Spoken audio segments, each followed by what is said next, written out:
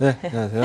아주 적절한 타이밍에 나와주신 것 같습니다. 시장이 좀 약세를 기록을 하고 있는 상황인데 추석 항상 전에는 좀 시장이 뭐 그랬다고 하락했었죠. 하더라고요. 예, 네. 이제 추석 후에 어떤 전략을 세우느냐가 중요할 것 같습니다. 네. 글로벌 시장 앞으로 어떻게 전개가 될까요? 네, 일단 제가 FOMC 결과 공개된 날 나와서 크게 실망했다라고 말씀드렸어요. 가장 안 좋은 시나리오다. 네, 예. 굉장히 안 좋은 시나리오다. 지금 불확실성 해소를 꿈꾸면서 저도 FOMC 이전까지는 이제 뭐 해봐야 된다, 뭐 좋다라고 얘기를 했습니다만 FOMC 결과 뚜껑을 딱 열어놓고 보니까 굳이 안 해도 될 얘기를 너무 많이 했더라. 이거는 불확실성이 오히려 연장되는 케이스이기 때문에 긍정적이지 않다. 시장에 대해서 쇼마인드를 얘기를 했습니다. 지금 한번 되돌아보시면은 9월 FOMC 때 뭐 10월 인상론에 대해서도 얘기를 했던 옐런인데, 핑계는 뭐 중국을 비롯한 뭐 신흥국들의 뭐 위험을 뭐 워치하겠다, 뭐 라는 그 의도였다라고 판단이 됩니다. 어제 강연이 하나 있었어요. 어제 강연에서 옐런이 했던 얘기를 한번 들어보면 불과 일주일 사이에 벌어진 일인데, 어제는 또 이렇게 얘기합니다. 연내 기준금리 인상 방침에 대해서는 다시 한번 얘기했어요. 이건 뭐 지난 FOMC하고 달라진 부분이 없습니다. 그러면서 2% 인플레이션율에 대해서는 자신감을 피력했어요. 뭐 당연히 뭐 돈 4조 5천억 달러 풀었는데 그 정도는 만들어줘야죠. 그러니까 디플레이션 위험에 대해서 크게 얘기하고 있지 않은 상황이고, 여기까지는 오케이입니다. 그런데 그 뒤에 한 얘기가 가관인데, 네. 글로벌 성장 둔화 징후가 페드의 금리 인상에 중대한 영향을 미칠 만큼 심각하지 않다라고 생각한다라고 얘기했어요. 일주일 전에는 중국을 비롯한 신흥국들의 위험 때문에 내가 금리 인상을 지연하겠다라고 얘기를 했는데, 어제는 또 심각한 위험이 아니다라고 얘기를 혼란을 합니다. 가중시키고 있습니다. 그러니까요. 그럴 거면 지난주에 인상을 하지 그랬습니까? 그래서 그랬으면 불확실성을 오히려 증대시키지 않고 불확실성을 떨어뜨리면서 립 서비스를 진행해서 시장을 좋게 끌고 갈 수 있었는데, 지금 뭐 10월인지 12월인지 나도 모르겠어요 라는 얘기밖에 안 들리기 때문에 시장에서 갈피를 못 잡고 있다라고 보시면 될 것 같습니다.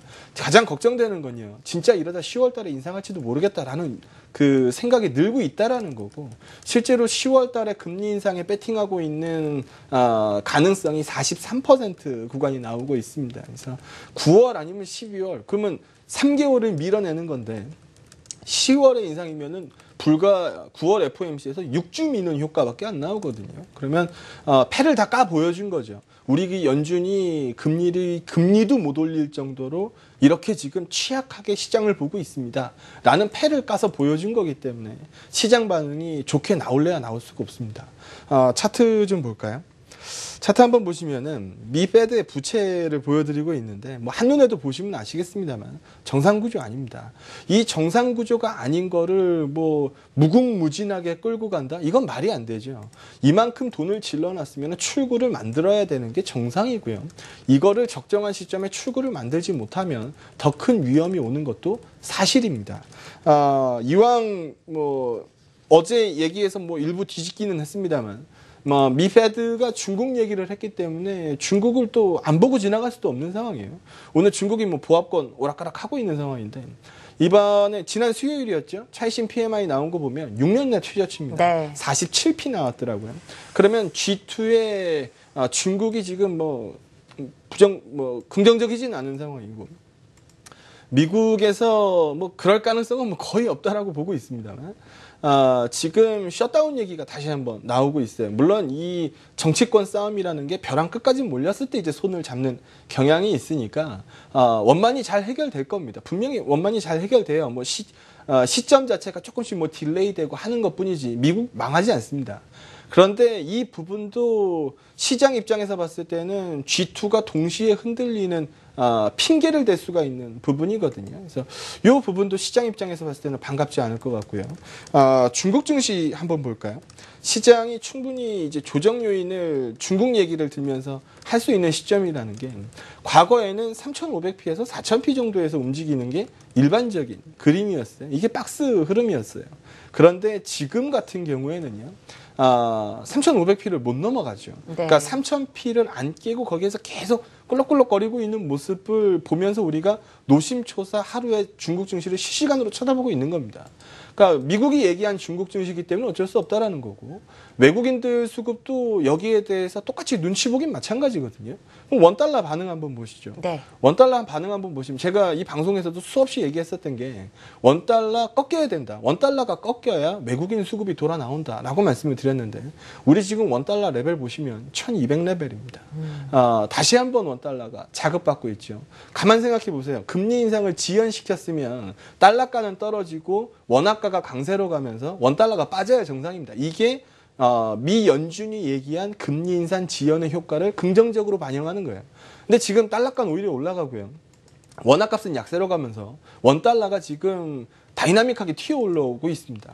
그럼 이거는 FOMC를 긍정적으로 해석하고 있지 않다는 큰 증거거든요. 이런 부분들이 시장에 있는 상황이기 때문에 외국인 수급표도 눈치 보고 있고 게다가 우리는 뭐 추석 연휴라는 기간의 불확실성에 놓여 있는 상황이고 시장이 핫하기 어려운 시점이죠. 그래서 보수론에 대해서 계속 말씀드리고 있습니다. 표 2개만 더 보여드리도록 하죠. V반등을 꿈꾸시는 분들이 많아요. 뭐 V반등으로 올라오면 시장 다이나믹하고 좋죠. 근데 과거에도 한번 보시게 되면 절대 이렇게 한 번에 무너진 지수가 한 번에 V턴으로 올라오지 않습니다. 그러니까 이 구간에서 여러 번 흔들리죠. 이게 바닥을 잡아가는 과정이거든요. 그러니까 빠지는 구간에서 여러 번 이게 흔들림이 나와야 바닥이 완성되고 반전이 나오는 건데 지금 구간에서는 외국인 수급의 개선 없이 한 번에 반등 나올 걸로 계산하시는 분들이 많은 것 같아요. 그러기에는 좀 과거 추이로 봤을 때도 일반적이지 않다. 또 거래량, 뭐 거래 대금 이건 뭐 시장 인기의 척도입니다. 올해 들어가지고 거래 대금 늘어나는 거 보면은 참 다이나믹하게 많이 늘어났었죠. 뭐 고밸류에이션 주식들도 점프 많이 했고, 뭐 대형 주식들도 저가 대비해서 뭐 반등 많이 했고, 뭐 거래 대금이 나올 수밖에 없었습니다. 근데 최근 분위기 보시게 되면 거래 대금이 훅 떨어졌어요. 네. 그러니까 체결 강도 자체가 많이 약해졌다는 얘기입니다. 그러니까 시장에 힘이 실려 있지 않은 거죠.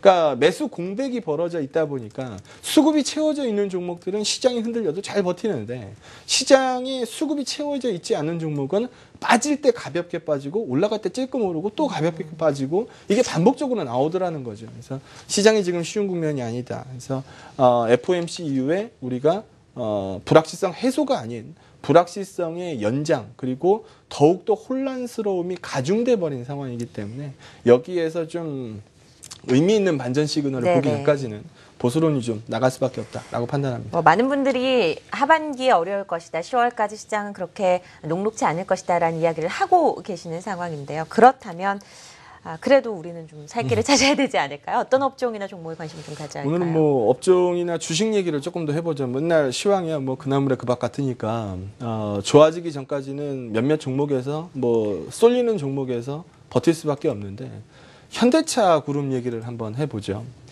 지금 와서 보니까 12만 원대 현대차가 정말 싼 거라는 걸 이제 아는 거죠. 과거에는 그만 얘기하세요. 네, 그때는 뭐 망한다 이런 네. 얘기까지 오갔던 상황인데 정말 큰 뉴스가 있었어요. 현대모비스가 자사주 매입을 발표했습니다. 그렇습니다. 네, 조금 이제 과거로 돌아가면 삼성동 한전부지 매입을 뭐 기업 돈으로 나라 이바지를 하시다 보니까 외국인들이 많이 놀랬죠. 그러면서 이제 매도물이 많이 쏟아졌는데 그리고 나서 현대차 그룹에서 어떤 조치를 취했냐 하면 현대차 자사주 매수 발표했고요. 기아차 자사주 매수 발표했습니다.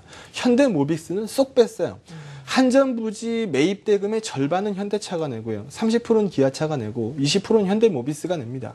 그런데 현대차와 기아차는 자사주 매수를 발표하고 모비스는 자사주 매입에서 쏙 빠졌어요. 이유는 뭘까요? 이 그림 보시면 나올 수 있는데요. 지분구도 한번 보시죠. 정몽구 회장님은 현대모비스 약 7% 지분을 가지고 현대차 그룹을 지배합니다. 현대모비스가 현대차를 들고 있는 구조고요. 현대차가 기아차를 들고 있고 기아차가 다시 현대모비스를 소유하면서 순환 출자 구조를 갖고 있죠. 근데 이번에 삼성 사태도 보셨을 거고 삼성물산과 제일모직의 합병 사태도 보셨을 거고 SK와 SK CNC 사태도 보셨을 거고 지금 호텔 롯데 상장을 시켜서 롯데그룹의 지배구조 변화도 심플하게 바꿔간다. 네. 순환 출자 해소한다라는 얘기도 들으셨을 거고 그러면 딱 하나 남습니다. 현대차 그룹 남죠. 근데 여기서 보시게 되면 정의선 부회장이 들고 있는 지분은 기아차 일부의 주식과 어제 매수한 현대차 1.44%가 네. 전부입니다. 글로비스만 들고 있죠. 그러다 보니까 시장에서 항상 얘기가 나왔던 게 모비스하고 글로비스를 합병하지 않겠느냐. 그런데 지난번에 삼성물산과 제일모직 합병 사태에서도 봤었던 것처럼 욕을 많이 먹더라는 거죠. 그러면 이거를 날로 먹을 게 아니고 일정 부분 마사지를 해놓고 욕을 덜 먹어야 되겠다라는 생각을 했을 수도 있어요. 끝까지 그 현대차 삼성동 부지 매입 사태가 터졌을 때도 자사주 매수를 발표하지 않았던 현대차가 그렇습니다. 갑자기 현대모비스의 자사주 매수를 발표했고 하루 뒤 이어서 현대중공업이 들고 있던 주식 사무중공. 현대차 주식을 네. 1.44%를 정의선 부회장이 바로 인수를 했습니다. 네네. 뒤 이어서 현대엔지니어링의 IPO가 진행이 될 거고요. 거기에서 정의선 부회장은 추가로 돈이 생깁니다. 글로비스도 돈이 생기게 되고요. 그런 부분들이 현대차 그룹의 지배구조 개선에 뭐 시동을 건 거 아니냐라는 판단이고, 이번에 폭스바겐 사태를 보면서 뭐 다들 보셨겠습니다만 현대차에 반사이익이 있다? 뭐 이렇게 계산하시는 분들도 있어요. 네네. 아주 단순하게. 그렇죠. 근데 거기서 한 단계 더 나가보면 제가 이제 전기차 얘기를 시작할 건데, 전기차로 가는 길목에는 하이브리드가 있습니다. 내연기관에는 들어가지 않는 부품이 하이브리드나 전기차에는 들어가게 되고요. 그 부품들 결국은 누가 만드나요? 현대모비스가 엄밀히 얘기하면은 하청업체가 만들어서 현대모비스는 스티커를 붙이죠. 그래서 이익률을 높여가는 현대모비스인데 영업이익률이 높게 나올 수밖에 없고 현대차나 기아차에 비해서 더 높은 밸류에이션을 받아야 되는 게 정상입니다. 근데 이제까지 그러지 못했어요. 차별 대우 때문이죠. 근데 이번에 차별 대우가 해소될 수 있는 가능성에 대해서 시장이 인정한 것으로 보여집니다. 이걸 긍정적으로 보고 있고요. 전기차 얘기가 나왔으니까 전기차 얘기도 한번 해보죠. 네. 차트 하나 보시면은요. 올해 전 세계 전기차 점유율을 보시면은 깜짝 놀라시는 분들이 많아요. 넘버원이 중국입니다. 쉽게 생각해 보죠. 중국은 내연기관 자동차의 선발주자가 아닙니다. 저 개인적으로 대한민국 자동차 기술 따라오려면 멀었다라는 생각을 얼마 전까지 했는데 중국이 많이 쫓아갔더라고요. 네. 그러다 보니까 다음 패턴에서의 선두를 잡고 싶어 하는 거죠. 전기차에 올인을 하고 있는 중국을 보고 계십니다. 이번에 포스바겐 사태가 터지면서 최고의 호재는 전기차다. 미국의 테슬라, 중국의 BYD 이런 쪽들의 반응이 굉장히 세게 나오고 있는데, 요 사진 하나 보여드리죠. 이거 심천공항 앞에 있는 택시인데요. 이 전기 택시입니다. 유류세가 면제가 돼요. 앞으로 이런 쪽들에 대해서 보조금을 계속적으로 쏘고 있는 상황이고, 옆을 보시면은 이 크기가 사진에 다 담기지 않을 정도로 축구장 크기만 하답니다. 전기차 충전소예요. 심천에 있는 시설이고요. 2014년 기준으로 중국 전역에 공공충전기가 3만 7천여 개, 충전소가 800곳 있답니다. 심천 지역만 봤을 때 지난해 충전기가 3천 개였는데 올해 3만 개 정도 나온다라고 합니다. 그러면은 중국 시장, 중국에서 전기차에 얼마나 올인하고 있나를 보여주고 있는 거고, 전기차의 대표적인 약점이 뭘까요? 가격. 이거는 보조금으로 다 해결하고 있어요.